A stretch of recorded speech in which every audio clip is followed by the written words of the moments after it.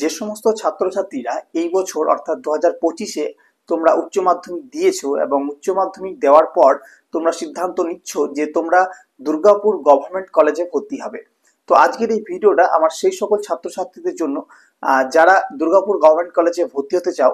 তবে ভর্তি হওয়ার আগে এই কলেজে কোন কোন বিষয়গুলি রয়েছে, কোন বিষয়ে অনার্স পেতে গেলে কত নম্বর দরকার হবে উচ্চ মাধ্যমিকে, এই সমস্ত কিছু আজকের এই ভিডিওতে আমি জানিয়ে দেবো। সাথে আরো অনেক কিছু জানানোর বিষয় রয়েছে, কিন্তু সেগুলো আমি অন্য কোনো ভিডিওতে আলোচনা করব।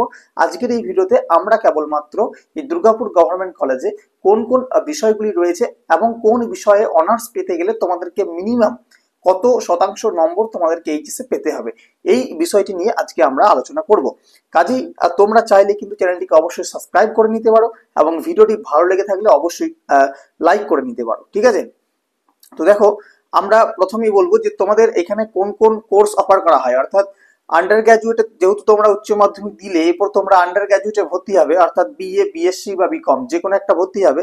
তো সেটা অনার্সই হোক বা পাস হোক, অনার্স কোর্সে এখন তোমরা প্রত্যেকেই জানো যে অনার্স কোর্স এখন 4 বছরের এবং পাস কোর্স যেটা সেটা হচ্ছে তোমাদের এখন 3 বছরের, ঠিক আছে। তো প্রথমে আমরা আর্টসে আসি, যে আর্টসে কোন কোন বিষয়গুলি তোমাদের এখানে প্রোভাইড করা হয়, কোন কোন বিষয়গুলি এখানে অফার করা হয়। প্রথমেই হচ্ছে বাংলা, ঠিক আছে। বাংলা প্রত্যেকেই, অনেকেরই বেশিরভাগ যেটা কমন রয়েছে বাংলা এবং ইংলিশ দুটোই কিন্তু প্রত্যেকের জন্যই কমন। তো বাংলার ক্ষেত্রে দেখো তোমাদের অনার্স এবং পাস উভয়ই কিন্তু আছে। যারা অনার্স করছো তাদেরকে 4 বছর অর্থাৎ 8টা সেমিস্টার দিতে হবে, এবং যারা পাস কোর্স করবে 3 বছর পড়বে তাদেরকে 6টা সেমিস্টার দিতে হবে। দ্বিতীয় রয়েছে ইংলিশ, অনার্সও আছে পাসও আছে। ইতিহাস বা হিস্ট্রি অনার্সও আছে পাসও আছে। ফিলোসফি এটাও তোমাদের অনার্স আছে পাস আছে। পলিটিক্যাল সায়েন্স অনার্স আছে এবং পাস উভয়ই আছে, এবং সংস্কৃত এটাও তোমাদের অনার্স আছে এবং পাস আছে। মোট তোমাদের আর্টসের 1টা 2টো 3টে 4টে 5টা 6টা, ঠিক আছে, 6টা সাবজেক্টের এখানে অনার্স এবং পাস বিষয় রয়েছে। এরপর আমরা চলে যাব সায়েন্সের, অর্থাৎ যারা বিজ্ঞান বিভাগের ছাত্রছাত্রী রয়েছে তারা এই কলেজ থেকে কোন কোন সাবজেক্টের অনার্স বা পাস করতে পারবে। তো দেখো, সায়েন্সে যারা রয়েছে অর্থাৎ যারা বিএসসি করবে ভাবছো, তারা এখানে বটানি অনার্স এবং পাস উভয় পেয়ে যাবে। কেমিস্ট্রি অনার্স পাস দুটোই পেয়ে যাবে। ইকোনমিক্স অনার্স এবং পাস দুটোই পেয়ে যাবে। জিওলজি এক্ষেত্রে অনার্স পাবে, কিন্তু এক্ষেত্রে পাস কোর্স নেই, ঠিক আছে। জিওলজির পাস কোর্স হয় না, শুধুমাত্র অনার্স কোর্স এখানে দেওয়া হয়। ম্যাথামেটিক্স বা অঙ্ক এটা অনার্স এবং পাস উভয়ই আছে। ফিজিক্স অনার্স এবং পাস উভয়ই আছে, এবং জিওলজি এটাও অনার্স এবং পাস দুটোই আছে, ঠিক আছে। তো জিওলজি এবং বটানি দুটোই কিন্তু তোমরা এক্ষেত্রে এখানে অনার্স এবং পাস দুটো পেয়ে যাচ্ছ। এবার হচ্ছে কমার্সের, অনেকে এটা প্রশ্ন করে থাকো যে কমার্সের কোন বিষয়টা এখানে আমরা পাবো। দেখো, বিকম করতে চাইলে তুমি এখানে মাত্র একটা সাবজেক্ট পাবে, সেটা হচ্ছে অ্যাকাউন্টেন্সি। এই অ্যাকাউন্টেন্সি তুমি অনার্সও পাবে এবং পাস কোর্সও পাবে, কিন্তু একটা পাবে, ঠিক আছে। মাত্র অ্যাকাউন্টেন্সিটা তোমাদের এখানে প্রোভাইড করা হয় এই কলেজে। আচ্ছা, অনেকে প্রশ্ন করে যে ভূগোল নেই, না এইখানে ভূগোল নেই। ভূগোল অনার্স বা পাস নিতে গেলে তোমাকে অন্য কলেজে চেষ্টা করতে হবে, রানীগঞ্জ টিডিবি বা তোমার মাইকেল মধুসূদন কলেজে, ঠিক আছে, মাইকেল মধুসূদন এমএমসি, সেখানে তুমি ট্রাই করতে পারো, সেই কলেজগুলোতে আছে, ঠিক আছে। এবার আমি যেটা বলবো যে আপাতত এই কলেজেরই কথা বলি। তো এখন যেটা হচ্ছে ব্যাপার যে এই কলেজে অ্যাডমিশন নিতে গেলে তোমাকে মিনিমাম কত শতাংশ নম্বর পেতে হবে। তো প্রথমেই দেখতে পাচ্ছ তোমরা যে এটা 2024 কোর্স অ্যাডমিশনের দিয়েছি আমি, এটা তো 2025 একই থাকবে, কোনো চেঞ্জ হবে না। তো তোমাদের প্রথম হচ্ছে তোমরা যদি তোমাদেরকে বাংলাতে অনার্স পেতে হয়, ঠিক আছে, এখানে কিন্তু একটা কথা মনে রাখবে, দুর্গাপুর গভর্নমেন্ট কলেজে বাংলা এবং ইংরেজি, ঠিক আছে, বাংলা ইংরেজি, বিশেষ করে ইংলিশের ক্ষেত্রে আমি বলছি, ইংলিশে কিন্তু কম্পিটিশন খুবই হাই, ইংলিশে কম্পিটিশন প্রচন্ড হাই হয় এখানে, ঠিক আছে। তো সুতরাং একটু বেশি নম্বর তোমাদের এখানে প্রয়োজন পড়বে। মিনিমাম নম্বরটুকু আমি বলে দিচ্ছি।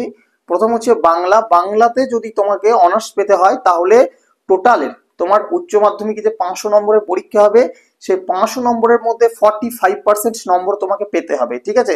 45% মার্কস পেতে হবে যদি তুমি বাংলা অনার্স চাও, ঠিক আছে। ভালো করে তুমি দেখে নাও কি কি আমি বলছি। এবং তোমাকে বাংলা বিষয়ে 50% মানে 100তে 50 পেতেই হবে যদি তুমি বাংলাতে অনার্স করতে চাও, ঠিক আছে। যদি তুমি বাংলাতে পাস কোর্স করতে চাও, অর্থাৎ তুমি চাইছো যে আমি বাংলা অনার্স করবো না, আমি বাংলা পাস কোর্সে ভর্তি হব, তাহলে তোমাকে টোটালের মানে উচ্চ মাধ্যমিকের টোটালের 40% পেতে হবে, এবং বাংলা বিষয়টিতে পার্টিকুলার বাংলা বিষয়টিতেও তোমাকে 40% বা 40% নম্বর তোমাকে পেতে হবে। এবার যারা চাইছো যে আমরা ইংলিশে অনার্স করবো বা ইংরেজিতে অনার্স করবো, তাদেরকে টোটালের উচ্চ মাধ্যমিকের টোটাল নম্বরের 45% এবং ইংলিশে অর্থাৎ যে বিষয়টি তুমি অনার্স করতে চাইছো সেটাতে তোমাকে 50% এক্ষেত্রে, ঠিক আছে, 50% নম্বর তোমাকে পেতে হবে। আর যদি চাইছো যে ইংলিশে তুমি পাস কোর্স করবে, তাহলে সেক্ষেত্রে তোমাকে টোটালে 40% নম্বর পেতে হবে এবং ইংলিশে তোমাকে 40% নম্বর পেতে হবে। তো প্রত্যেকটাতেই কিন্তু এলিজিবিলিটি ক্রাইটেরিয়া তোমার ধরো যেগুলো আমি বলছি একই আছে, মানে তোমাকে অনার্স পেতে গেলে টোটালে 45% এবং ওই বিষয়টিতে 50% থাকতে হবে, এবং পাস কোর্স নিতে গেলে তোমাকে টোটালে 40% এবং যে বিষয়টিতে তুমি নিতে চাইছো সেটাতেও 40% লাগবে।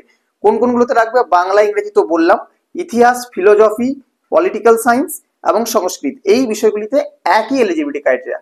ঠিক আছে, এবার আসবো আমরা অ্যাকাউন্টেন্সি। ধরো যারা অ্যাকাউন্টেন্সিতে অনার্স নিতে চাও, ঠিক আছে, অ্যাকাউন্টেন্সিতে যারা অনার্স নিতে চাও তাদেরকে টোটালে 50% নম্বর লাগবে। ঠিক আছে, 500-র মধ্যে 250 পেতেই হবে।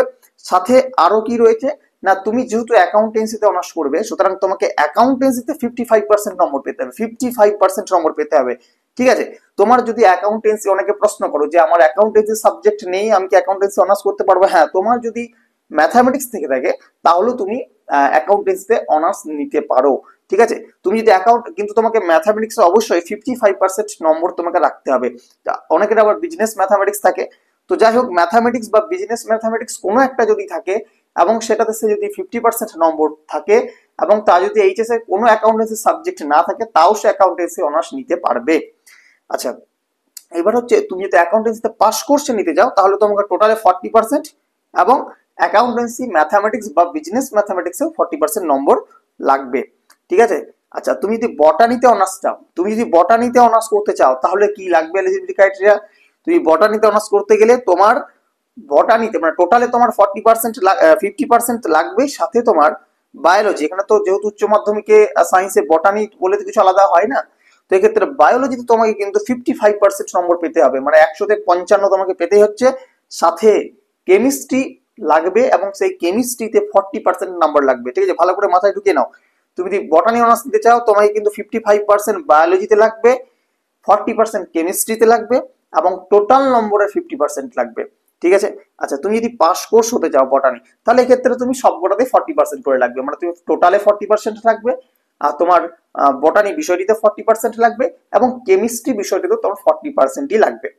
আচ্ছা, এবার তুমি যদি অনার্স নিতে চাও কেমিস্ট্রিতে বা রসায়নে তুমি যদি অনার্স নিতে চাও তাহলে সেক্ষেত্রে তোমাকে কিন্তু টোটালে লাগবে 50% নম্বর এবং কেমিস্ট্রি আর ম্যাথামেটিক্স অ্যান্ড ফিজিক্স, ঠিক আছে, কেমিস্ট্রিতে লাগবে 55%, যেহেতু তুমি এখানে কেমিস্ট্রি অনার্স করছো। ঠিক আছে, তো কেমিস্ট্রিতে তোমার 55% লাগবে, সাথে ম্যাথামেটিক্স এবং ফিজিক্স উভয়তেই তোমাকে 40% নম্বর রাখতে হবে। বুঝতে পারছো?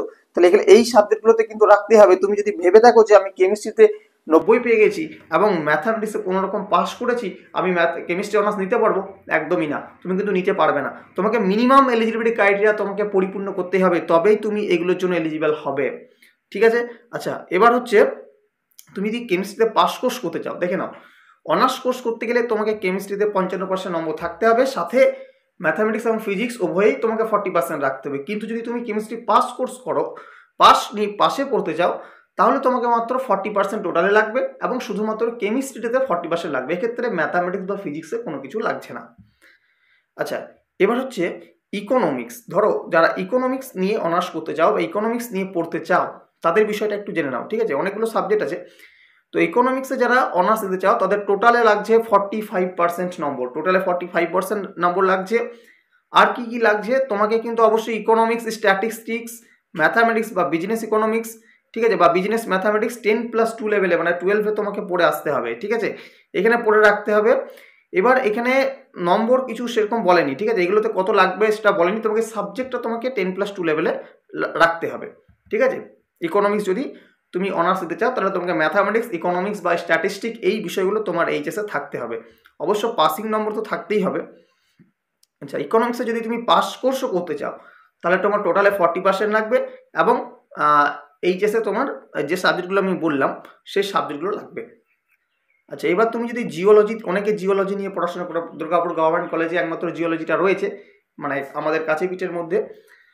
তো জিওলজিতে তুমি যদি অনার্স করতে চাও তাহলে সেক্ষেত্রে তোমার টোটালে 55% নম্বর লাগবে এবং এক্ষেত্রে দেখো একটা বিশেষ ক্রাইটেরিয়া কি না, ম্যাথামেটিক্স, ফিজিক্স, কেমিস্ট্রির একটা কম্বিনেশন লাগবে, মানে ম্যাথামেটিক্স, ফিজিক্স এবং কেমিস্ট্রি তিনটি বিষয়ই তোমার থাকতে হবে এইচএসে। এবং সেক্ষেত্রে ম্যাথামেটিক্সে কিন্তু 60% নম্বর লাগবে এবং ফিজিক্স কেমিস্ট্রি উভয়ই তোমাকে 45% নম্বর লাগবে, তবেই তুমি জিওলজিতে অনার্স নিতে পারবে। আচ্ছা, তুমি যদি ফিজিক্স আচ্ছা এখানে ম্যাথামেটিক্সটা বলে দিই। ম্যাথামেটিক্সে যদি তুমি অনার্স করতে চাও তাহলে তোমার ম্যাথামেটিক্স এবং তোমার উভয়ই মানে তোমার বিশেষ সাবজেক্টটাতে এবং টোটালে দুটোতেই কিন্তু 50% নম্বর লাগবে, টোটালে 50% এবং সাবজেক্টটাতে 55%। কিন্তু তুমি যদি পাস কোর্সে পড়তে চাও তাহলে দুটোতেই তোমার 40% মানে টোটালে 40% লাগবে এবং বিষয়টিতেও 40% লাগবে। তো তুমি যদি ফিজিক্সে অনার্স করতে চাও, ফিজিক্স যদি তুমি পড়তে চাও তাহলে তোমাকে টোটালে 50% পেতে হবে এবং ফিজিক্স বিষয়টিতে 55% এবং ম্যাথামেটিক্সে 45% নম্বর তোমাকে পেতে হবে।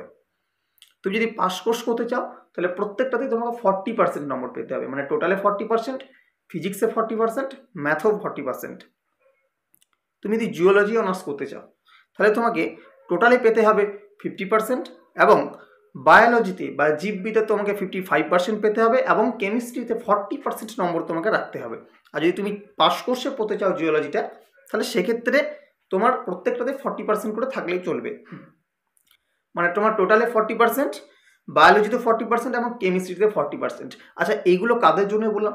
এগুলো হচ্ছে যারা আনরিজার্ভড ক্যাটাগরির মধ্যে রয়েছে তাদের জন্য এই ক্রাইটেরিয়াটা।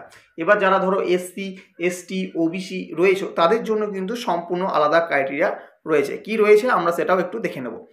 তো দেখো, যারা এসসি, এসটি, ওবিসি রয়েছে তাদের কিন্তু কিছুটা ছাড় আছে, ঠিক আছে। রিজার্ভেশনস যারা কোটাতে রয়েছে তাদের কিছু ছাড় রয়েছে।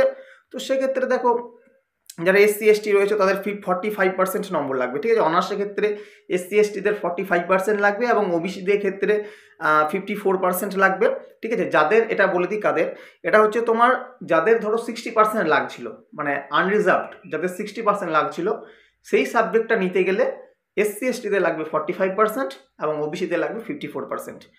আনরিজার্ভডে যাদের 55% রাখছিল সেটা এসসি এসটিতে লাগবে 41% এবং ওবিসিদের লাগবে 50%, ঠিক আছে।